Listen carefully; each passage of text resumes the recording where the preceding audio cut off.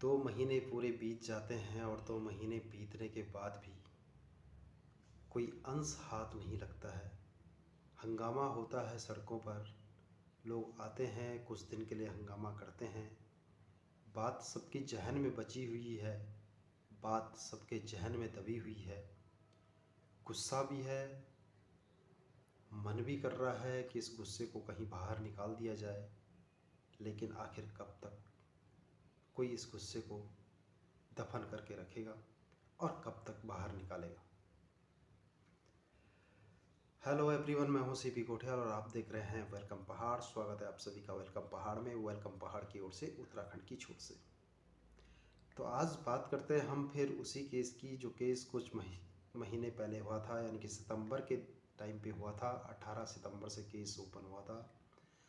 बात करते हैं अंकिता भंडारी हत्याकांड की, कि जो एक बहुत बड़े स्तर पर, जिसमें बहुत बड़ा आंदोलन हुआ, लोग सड़कों पर उतरे, लोगों ने जो है हत्यारों की मारपीट भी की, उन्हें कोर्ट तक भी इस तरह से जाने दिया कि जैसे कि अब इनको तुरंत ही फांसी होने वाली हो और तुरंत ही इस मामले में न्याय मिलेगा। लेकिन अफसोस इस बात का है कि आज तक उस मामले में न्याय नहीं मिला और न्याय की गुहार लगने पे लगती ही जा रही है, लगती ही जा रही है। लेकिन अभी तक अंकिता भंडारी हत्याकांड में किसी भी प्रकार की का कोई भी न्याय नहीं मिल पाया है। यहाँ तक कि जिस परिवार में जो है 11 नवंबर को रोज़ अंकिता का बर्थडे मना दिया जाता था, उसका जन्मदिन मना दिया जाता था, इस बार उसके घर में उसका मरण दिन भी नहीं मनाया जा सकता। क्योंकि एक ज़िंदगी जिसे ईश्वर ने अपने हाथों से बना के दी है, तो ईश्वर को ही हक है कि उस ज़िंदगी को ले ले। अभी क्या हुआ है कि जो नैनीताल हाई कोर्ट में 11 ही तारीख को उनकी याचिका पे जो है मुहर लगनी थी, तो किस तरह की मुहर लगी कुछ क्लियर ही नहीं हो पाया है। जो नैनीताल हाई कोर्ट में याचिका थी, उस याचिका पे जो भी सुनवाई होनी थी, उस सुनवाई के तहत कुछ भी अभी तक क्लियर नहीं हो पाया है कि वास्तव में होगा क्या। और वो सुनवाई थी सीबीआई जांच को लेकर। जो अंकिता के चाचा जी श्रीमान नेगी जी ने जो सुनवाई के लिए जो याचिका, जो अपील दायर की थी, वो अपील सीबीआई जांच को लेकर थी। और वहीं दूसरी ओर कोर्ट बोलता है अंकिता के मम्मी पापा को कि आप एसआईटी जांच से जो है खुश क्यों नहीं हैं और आप इनको बेपरवाह कैसे बोल रहे हैं, लापरवाह कैसे बोल रहे हैं।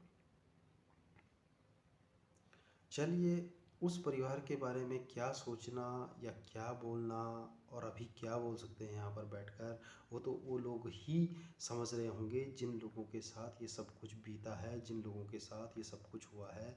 ये वही लोग जान सकते हैं कि वास्तव में उनके साथ क्या बीत रही होगी।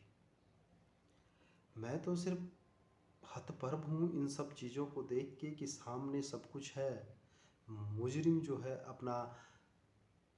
अपनी जुबान को खोल रहा है, मुजरिम अपना जुर्म कबूल कर रहा है और कबूल करने के बाद भी उसको सज़ा नहीं दी जा रही है।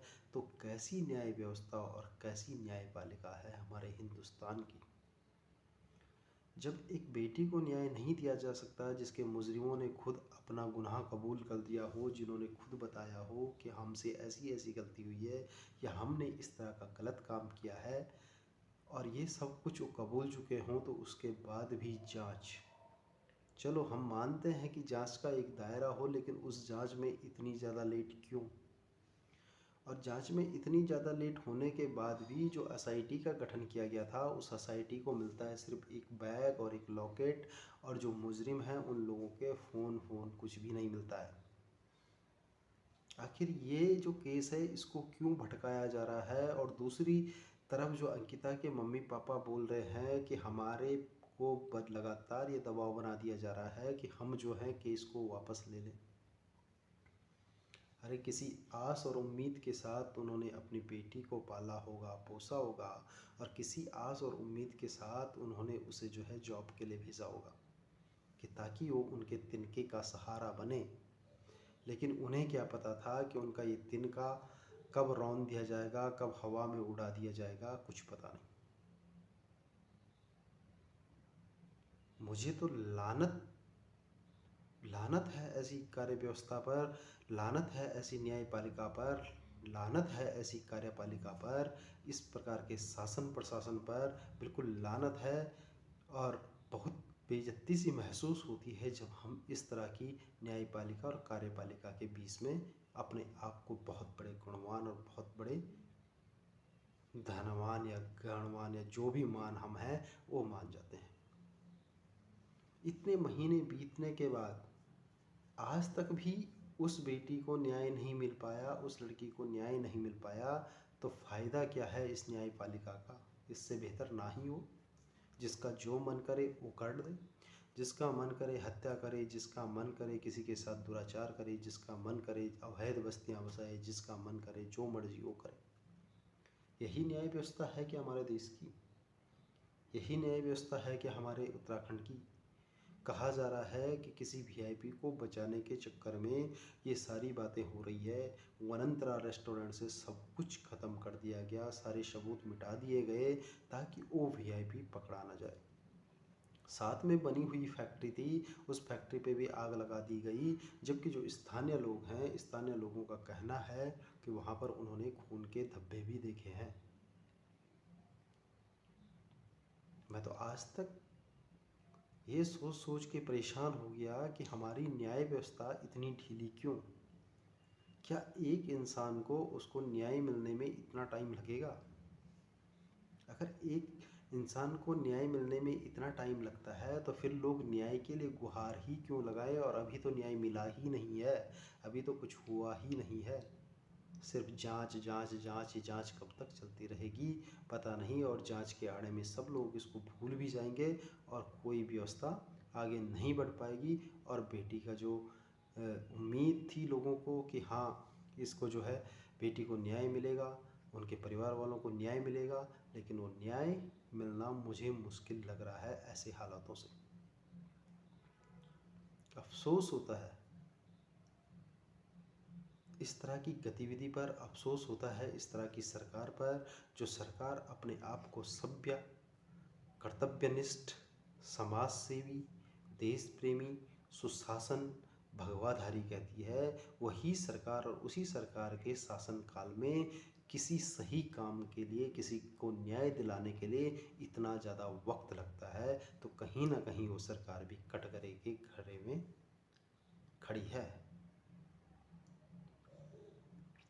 लोग, बेचारे लोग कब तक आंदोलन करेंगे? कब तक सड़कों पर बैठे रहेंगे? उनके भी बच्चे होंगे, उनके भी अंकिता जैसी कोई ना कोई बेटी होगी, कोई ना कोई बेटा होगा, उनका भी घर परिवार होगा। लोगों के अंदर का जो गुस्सा है वो तो है ही, लेकिन वो गुस्सा कब तक रखेगा? सरकार तो चाहती है कि आंदोलन को तोड़ा जाए और जल्द से जल्द आंदोलन टूटे, और टूटने के बाद जो है ये सब लोग घर पे जाएं और हम अपना कार्यक्रम करें। हर आंदोलन का यही हश्र होता है, क्योंकि हर आदमी मजबूर है अपनी स्थिति और परिस्थिति से। और ये स्थिति और परिस्थितियाँ भी बनाई हैं तो किसने बनाई हैं? आज की गवर्नमेंट ने ही बनाई है, आज की सरकार ने ही ये स्थिति और परिस्थितियाँ यहाँ पर पैदा की है। मैं काफ़ी समय से चुप था, लेकिन चुप होने के बाद मैं सोच रहा था कि क्या अपडेट्स होंगी, किस तरह से न्याय मिलेगा, मिल भी पा रहा है या नहीं, या इसमें क्या आगे बढ़ पा रहा होगा। लेकिन अफसोस हो रहा है मुझे कि अभी बता दिया गया कि अब 18 नवंबर को कार्रवाई होगी। फिर वही बात, तारीख पे तारीख, तारीख पे तारीख। जब तारीख पे तारीख ही होनी है तो ऐसी न्याय व्यवस्था का क्या फ़ायदा? आज इतना टाइम हो गया है, सितंबर से लेकर नवंबर लग चुका है, 1 महीना 1.5 महीना पूरा बीच में चला गया है। क्या इन 1 महीने और 1.5 महीने में जांच पूरी नहीं हो पाई? क्या ये सोते रहे अधिकारी? या जिस व्यवस्था के तहत जांच करनी थी वो व्यवस्था ही कुरूप है, वो व्यवस्था ही खराब है?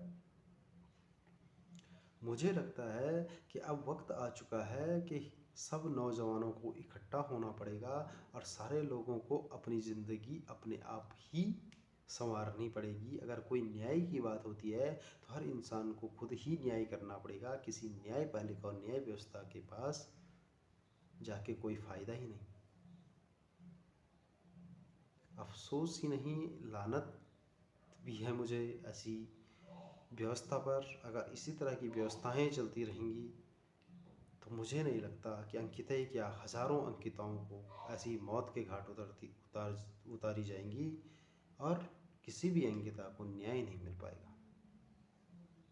उम्मीद है आप लोग साथ में खड़े होकर, अंकिता के परिवार के साथ में खड़े होकर इस मुसीबत की घड़ी में उसका साथ देंगे, इस मुसीबत की घड़ी में उनका हौसला अफजाई करेंगे, इस मुसीबत की घड़ी में उनको आगे बढ़ने का एक मौका देंगे, ताकि आप ताकि वो लोग जो हैं अपनी बेटी का दुख तो क्या बोल सकते हैं, कैसे भूल सकते हैं, ये तो मैं नहीं कहूँगा, क्योंकि वही जानेंगे जिसकी बेटी गई होगी, जिसकी बेटी के साथ गलत हुआ होगा। आज जो परिवार किस कंडीशन में होगा ये तो वही लोग जानते होंगे। इस पर कोई चर्चा और परिचर्चा करना बेकार है, किंतु शासन प्रशासन पे जोर दिया जा सकता है और शासन प्रशासन के खिलाफ कुछ न कुछ कार्रवाई की जा सकती है। आओ मिलकर हम अंकिता को न्याय दिलाने में एक दूसरे का साथ दें।